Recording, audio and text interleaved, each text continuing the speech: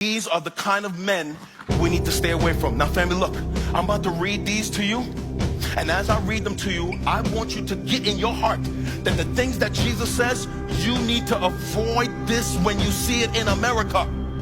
When you hear teaching like this, when you see people like this on social media, it's for you to run in the opposite direction. Hear me.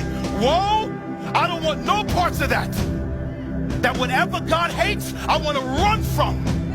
That you don't want to be on the other side of a woe from God. So wherever we see woe pop up in the scriptures, we know this is something God hates, and this is something we need to run from. Side note, you need to not enjoy anything that God hates. Like God says he hates those who sow discord amongst brothers. People who tear up a church with gossip. He said he hates that in Proverbs chapter 6. But you better watch your mouth in these private chats. We need to be careful about not indulging in things that God said I hate. Things he calls an abomination. Trying to change the definition of marriage. We run from things God says I hate. I don't even know how you call yourself a Christian and you indulge in things that God says I hate. 1 through 12, the character of the Pharisees. 13 through 36, my issues with them, saith the Lord. Matthew was there that day, an eyewitness to what Jesus has right here in the text. He says in verse 23, he says there's no verse 13, I'm sorry. Matthew chapter 23, verse 13, Matthew recorded these final words of the Savior.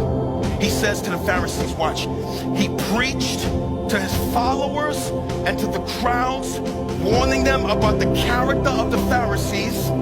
He talked to his disciples in the first half of the message. Then he pivots and he talks directly to the Pharisees and the scribes that are in the crowd. He confronts them, watch this word, in public.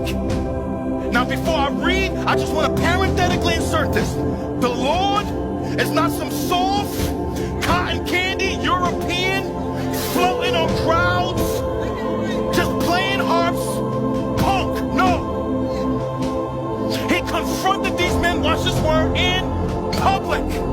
And then every time we do this, you cry judgmental.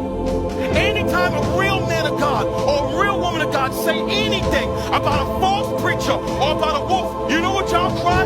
Judgmental. And because you keep telling us we're judgmental, you let the false prophets run free in America.